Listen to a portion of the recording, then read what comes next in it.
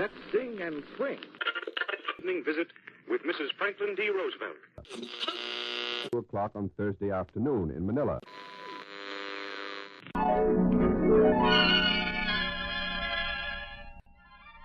And now we bring you Forbidden Diary, the true World War II story of Natalie Crowder, based on her secret journal written from a Japanese prison camp in the Philippines. Episode 11, Close Calls.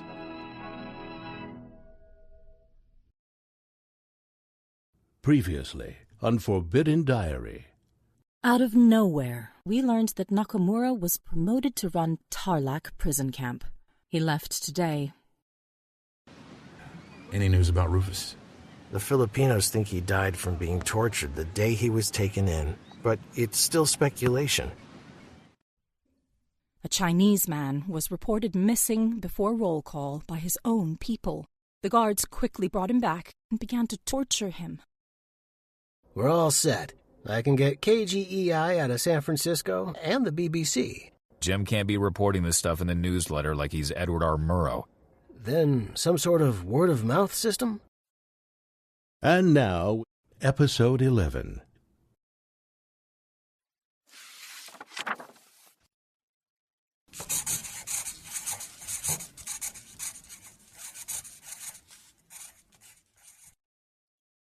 The 4th of July, 1942. Someone whispered that an American flag is being made with red, white, and blue fabric that came in with some clothes. It is hidden until mañana comes, but ready, and we will feel we had a part in it. On the 4th, we usually watch a parade. Jerry plays golf at the club, and we join him for a sandwich. But this year, we're celebrating with a back-to-nature adventure. I can see Jerry and the kids from the window as they walk along the skyline above camp, with Jerry naked to the waist, June in a light blue blouse, and Beatty in a dark shirt, silhouetted against the blue heaven.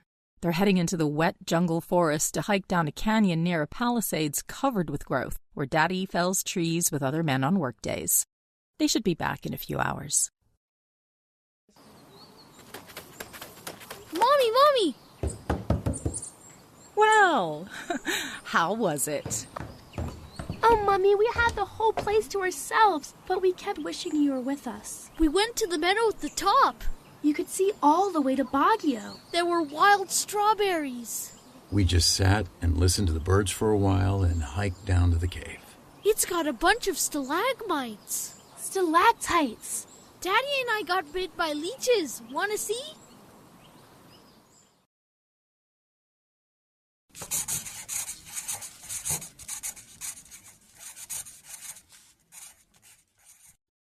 We'll dress for supper and toast freedom with 2 inches of home-brewed basi, which is a rice liqueur. 1 inch of that stuff is enough to make me feel like Planter's Punch and the ruins of old Panama. I am hoping that some of the men don't celebrate too thoroughly with the basi. The other night they could be heard whooping, throwing things, bellowing, and arguing about Australia. Some were long in quieting down, and it was remarked that there may be no more packages from town because of the outbursts. July 7, 1942. We haven't heard much from our new commandant, Henry Hayakawa. Everyone who has lived in Baguio knows him as the son of a prominent businessman. What a change after Nakamura. Hayakawa is younger, a more sensitive type, better educated, but not as mature. School's been in session for close to a month. The high school curriculum includes Latin, German, French, Spanish, Japanese, English, algebra, geometry, trigonometry, general science, biology, reading, and chemistry. Fortunately, we have a lot of qualified people in camp. Jim says 127 of us have college degrees. One man is writing his dissertation for a PhD in here. Camp Holmes Daily News. The Camp Holmes High School will make its own bid for recognition in the world. Of its unique features, there is no doubt. What other school, for instance, can boast of an Alger story in reverse? From dean of a university college to janitor of a high school, C. Heflin is now on the way up again, having been made proctor. with certain disciplinary supervision added to his duties as building superintendent. Our principal says she could write a thesis on how Camp Homeschool gets along with only 1 or 2 books that are passed around in turns. There's no ink, limited pencils, and scraps used for paper. Classes are held in the bedlam of the dining room with kitchen pans clanging, cooks yelling, and baby scraping and banging from above, not to mention the sounds coming from the alley. When the dining room is being scrubbed, students meet on the porch or garden, dashing in and out of the rain. Noise, confusion, every kind of obstacle, but all overcome. We adults are entertained with weekly lectures. Phil Whitmarsh gave one of his best talks on African wild animals this week. Dr. Skirl lectured on geology, and the flower arrangement class started by Nakamura continues. Japanese is taught by Miss McKim, one of the missionaries who arrived from Manila last month. She's the daughter of the Episcopal Bishop of Tokyo, who was born and raised in Japan. She speaks the language with precision and beauty. Japanese soldiers and officers respect her aristocratic accent and call her Honorable Aunt or Oba-san when they want to converse with her. Miss McKim's thorough understanding not only of Japanese and English, but of the customs of both cultures, has made her Camp Holmes's interpreter and diplomat. July 8, 1942. Jerry fried out some pork and gave me some of the crisp remains. It tasted so good, and I was so hungry that I cried over it and couldn't talk. He fried up some rice with the grease, and June and I ate it with our fingers. Jerry understands how I feel emotionally wrought up over meat with real flavor. He says the woodcutters feel the same way on the hill at noon. We took a walk beyond camp and found the most glorious free view, more sweeping than those from camp. Only the mountains are untouched by invasion. Clouds trailed into each valley and indentation, piled in huge heaps like snow. The rice paddies in the distance were full of water, like glass. Beautiful, quiet, and detached. We saw 6 Igorot women with full baskets on their backs hiking down a narrow trail toward their home. Then a boy and a water buffalo. July 10, 1942. A plane dropped leaflets, and Hayakawa posted one of them for all to see.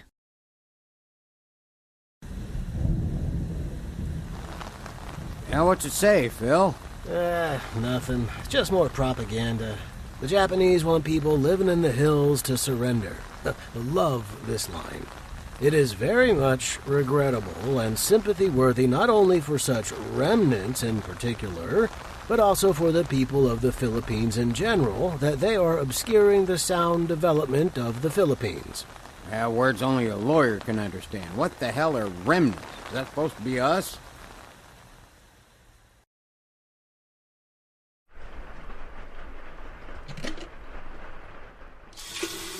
Saan mo nakuha yung flyer?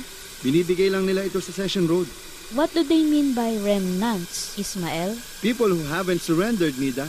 The Japanese want the guerrillas to hand themselves in. They're not going to do that. I bet you Walter Cushing got under the Jap skin. He was a miner up in Abra before he became a guerrilla. Did you know that?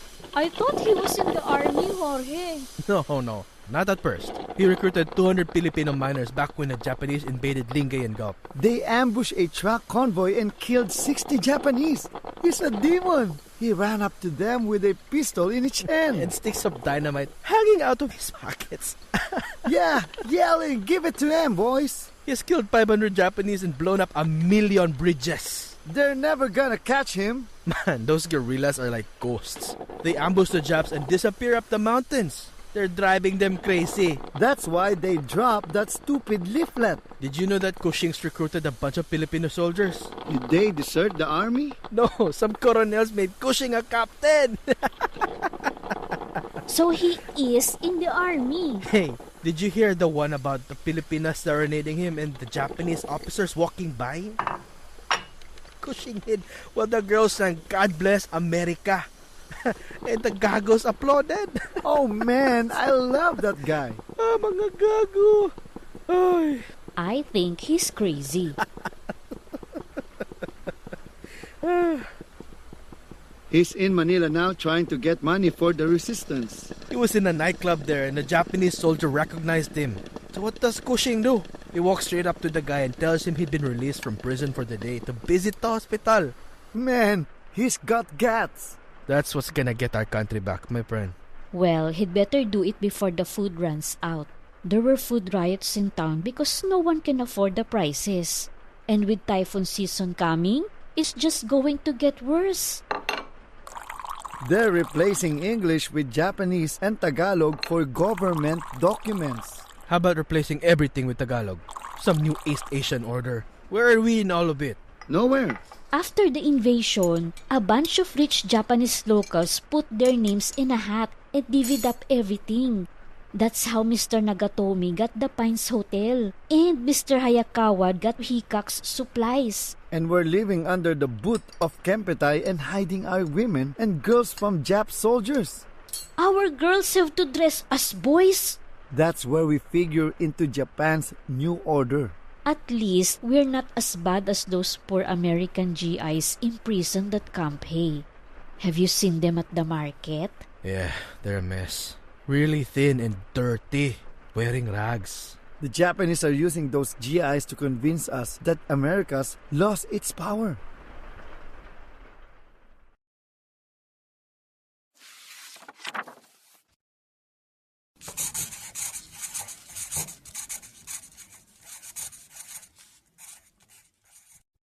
July 15, 1942. Dr. Lee had a baby boy. She told me that Nakamura came to see her before she was even out from under the ether. Oh, he was so proud that I had a boy. My neck, shoulders, and arms ached from nerves after the delivery, so Nakamura stayed an hour and massaged them. You know, I'll never forget the strength in those carpenter fingers relieving my aches. I think he literally poured strength into me. It turned out that there was no job for Nakamura at Tarlac prison, so he returned a few days later, subdued and silent, with no job, no house, no place for his family, and broke. He had not been paid for his time as commandant, so Dr. Lee offered her house to Nakamura and his family, if they can get permission. A bag arrived on the delivery truck from Nida with raw pork chops, mangoes, toothpaste, chow chow pickle, and pineapple. That girl is inspired. But how does her family manage to live? The day also brought good news that was circulated word of mouth around camp. Tokyo, Yokohama, Osaka, and Nagoya were bombed back on April 18th. 13 U.S. bombers hit manufacturing centers. At Midway, 27 ships were sunk or damaged. Coral Sea, the same. The Japanese lost 270 planes on sunk carriers, the U.S. only 4 ships. In the Solomons, occupied by the Japanese, the enemy lost 254 planes in a week. We also heard that the Philippine Islands became a member of the United Nations. There are 28 countries in all now. July 16, 1942. The rainy season has begun. No washing on the lines or mopping, but more time to talk, read, and study until it clears. The men say that it is fine weather for guerrilla activity. July 17, 1942. Jerry sent an urgent call to meet, so I went out into the gusts to drink half a cup of coffee at our meeting place behind the back stairs. His big brown eyes were serious, his face gray, as he told me the news.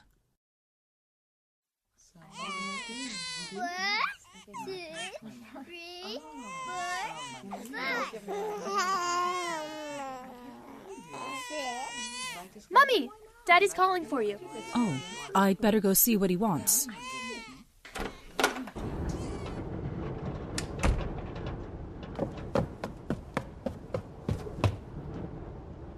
What's wrong? One of the woodsmen escaped over the hill. Who? It was Cy. When? During work duty. And you're the one who's going to be punished, aren't you? I'm the group leader, so the target's on my back. How could he be so selfish?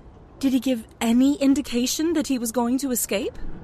In hindsight, I suppose. I mean, he's always griping about something, but you could say that about a lot of people. Nah, I'd say that he kept his plans to himself. Oh, Jerry. I'm gonna send my things over to you just in case the Kempetai gets involved. You really think it's that bad? It might be, sweetheart.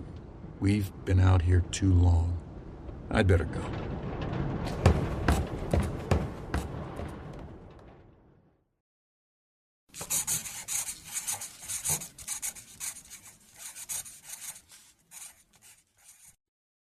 As it turned out, the guards took Sai's escape equitably enough.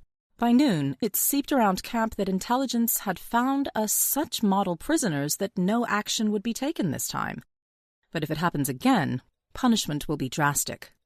There has to be more behind this leniency than their explanation. High Command is probably too busy with the increased guerrilla activity we're hearing about. 4 months ago, they would have acted at once. July 20, 1942. Camp Holmes Daily News. Good old Camp Holmes, the place whose motto is, every man for himself, and best things for those who can grab the most. Boy, oh boy. Truer words were never written. Everyone in camp's involved in some sort of graft. The kitchen crew, the lumberjacks, wood haulers, hospital staff, garbage duty, and now, me. I grabbed an old army coat from a garbage can, which was probably looted from Camp Hay and tossed out by someone moving into town. Despite mends, patches, and holes, it had months of wear left in it, so I gave it to one of the men working the garbage wagon to trade. He came back with 3 bunches of bananas, payment from an old Igorot sitting by the roadside who welcomed the coat. So now it's giving warmth and pleasure, instead of being at the bottom of an ash heap. Come to think of it, thanks to graft, we now have a workshop. Jerry gave me the grand tour.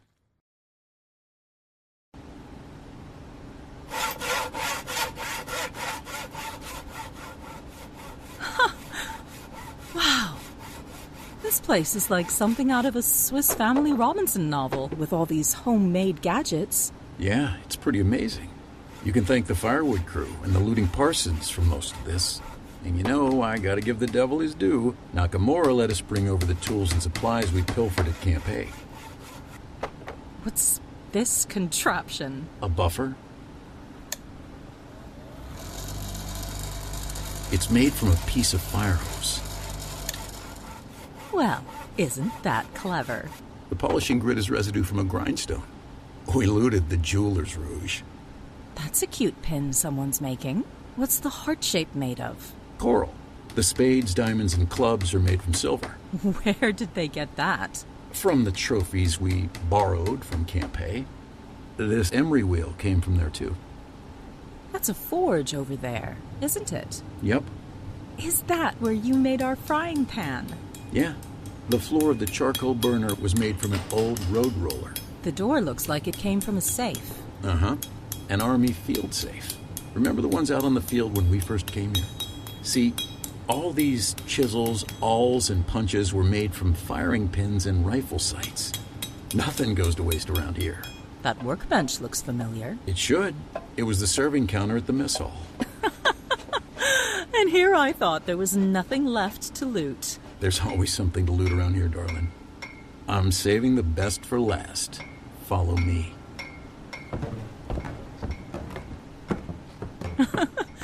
Where are we going? You'll see. Okay. What is it? It's a still. So this is where the bussy comes from. Uh-huh. The pressure cooker's made from a fire extinguisher. That firebox was a gasoline drum. And the cooling system's made from the end of a steel reel, some copper tubing, and a gasoline tin. Makes pretty good hooch. Well, it sure packs a wallop. I can't take more than an inch of that stuff. I know. Come check out the stockroom. Jerry, this is just amazing. Everything's inventoried, from worn-out light bulbs to these old inner tubes. Cy used some of this stuff to make an army belt to carry his tomahawk and bolo.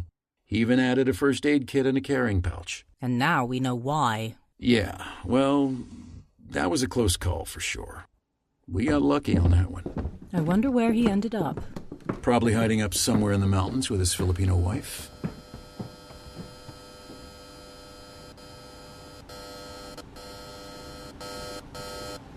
Hey, Phil. What are you making there? Mrs. James asked me to etch her prison number on a piece of bamboo. That's quite ornate, Phil. It'll make a stunning brooch. Think that you could make something for my favorite girl here? I can carve a stone for you, Natalie. Or put your name on a steel mirror. How would you do that? With this electric writer. It's made from a nail point, wooden handle, and a small coil. How do you power all of this equipment? Well, the wood crew supplies us with gasoline and oil. But where do they get that? Wherever the opportunity presents itself. Right, Phil? Teno qui invenio. Yep, finders keepers. Our camp motto. Sounds better in Latin. How about if I etch it on a mirror for you, Natalie?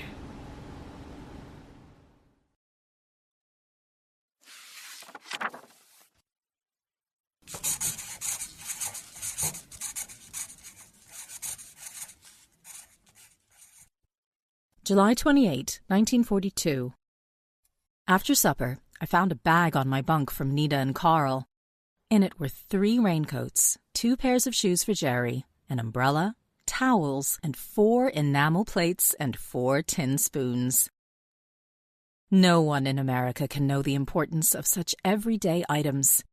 Those plates and spoons will take us out of a long waiting list for dishes. We put our names on them with precious adhesive tape. Just like Jerry's frying pan, our figure 9 teapot made at the shop from an oatmeal can has also given us independence from borrowing. Nida also sent a Red Cross box with the last of the supplies sent from Manila during the invasion. In it were the towels, surgical coats, and hospital gowns sewn in our garage by faithful Filipino women throughout the air raids. There were also 50 yards of linen toweling and sewing supplies, including 8 spools of white thread, which are worth their weight in gold right now. The box's miraculous appearance gave me almost as much of a thrill as handing it over to the committee, who presented me with 4 hand towels and a pair of scissors to replace ones taken by the Japanese. After the contents had been distributed, Peg swung by my barrack space with additional items, things I had forgotten about and not even asked for. Oh, hi, Peg. What do you have there? The committee found some things in the Red Cross box that they want you to have. Oh, that's not necessary. They've already given me towels and scissors. I know. But these belong to you. Here.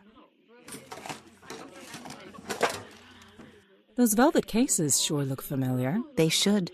They're yours. Go on, open them up. Ah, Nida packed the miniatures of June and Beatty that their godfather gave us. And here's a box of pencil leads. Nida must have wanted you to have them as well.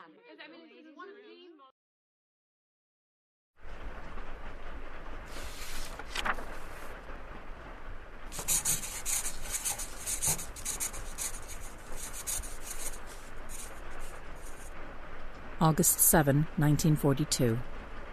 It's been a week since the tragic confirmation of Rufus Gray's death. He was one of the missionaries detained during our first month at Camp Hay. Rufus was killed on March 15th by the Intelligence Special Service of the Japanese Imperial Army from third-degree questioning and torture. On the day of his funeral, Jerry, the kids, and I took a hike up the mountain. As we sat near a baby pine and looked down into the valley, a gong sounded in slow, mournful beats, calling church members to gather for Rufus's memorial service.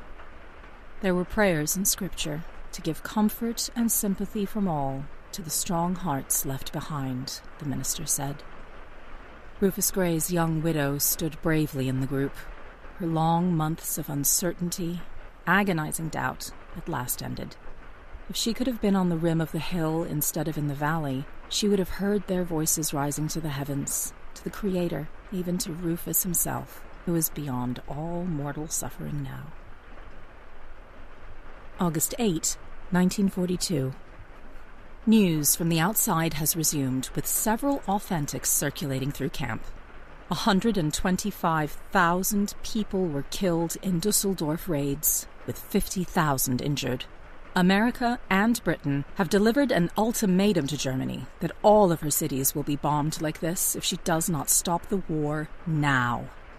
Dreadful, horrible world. Because the U.S. is getting so much news from the Philippines, the Japanese are trying to track down American and Filipino communication lines.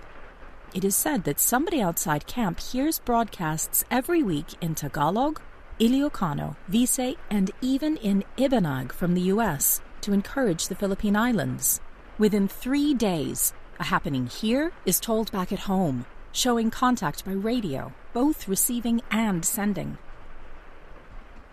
Yesterday, in a deluge of rain, Dr. Dean went to town for special surgical instruments. About 10 p.m., he operated on Paul Thorson's brain to relieve the terrible attacks that became so severe that 4 men had to hold the patient. They found much fluid and inserted a drain, finishing about 1 a.m. I have not heard any other facts other than it is a tumor. Our lives are so close in here that the illness of one life touches and saddens us all. Everyone is quiet and depressed. August 16, 1942.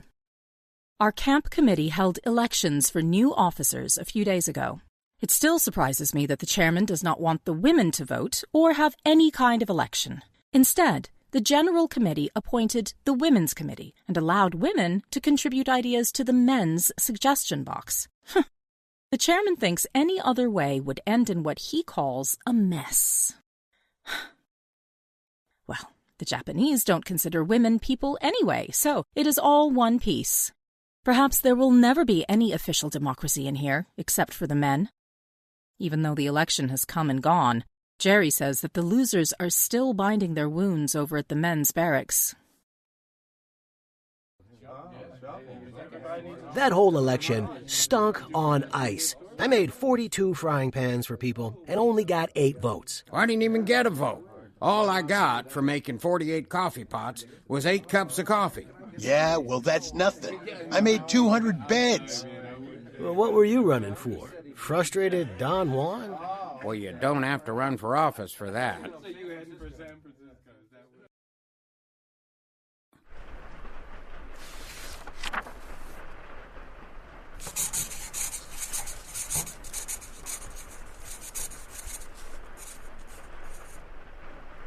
August 17, 1942. It is a strain on the sex instinct to be so near and yet so far.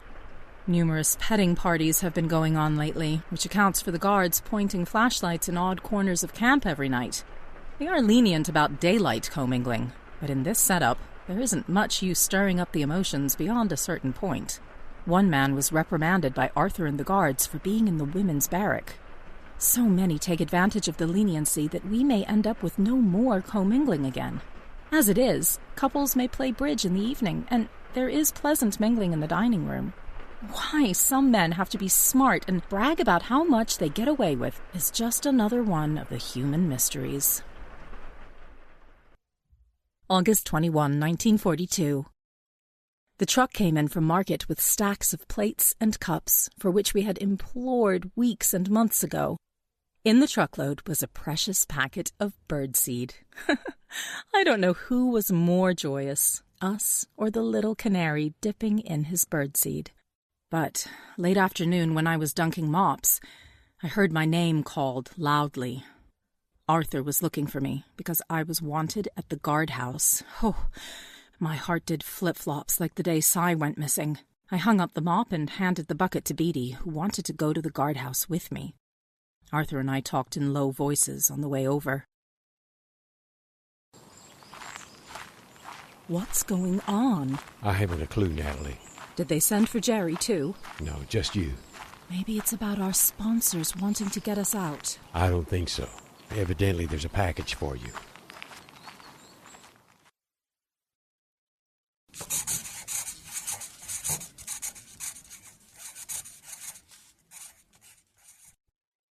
It was less than a week since our last package from Nida, so I could not imagine who it might be from. The guard pronounced my name and looked me over. Then, in front of Arthur and Miss McKim, who was there to interpret, he portentously cut the string securing the package in front of him. We craned forward to behold a luscious pie with sliced bananas and grated coconut on top. A pie, the guard repeated, and then handed me the package.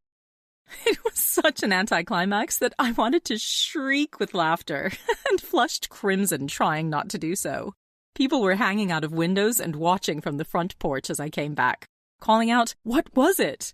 And it sounded so absurd to say a pie. Arthur later told me that when Inez, our lovely Igorot friend, and 2 other girls came to the guardhouse, he tried to impress on them that it was dangerous and that they should send food using the truck that goes to the market. In these times of guerrilla suspicion, anyone knowing or contacting Igorots, even by pie only, is suspect and put on a blacklist. This was our second close call this summer, and we were lucky again. But I worry that our luck with the whims of the Imperial Japanese Army may not be as favorable in the future. This concludes episode 11. Be sure to tune in for the next episode of Forbidden Diary, the true World War II story of Natalie Crowther, based on her secret journal written from a Japanese prison camp in the Philippines.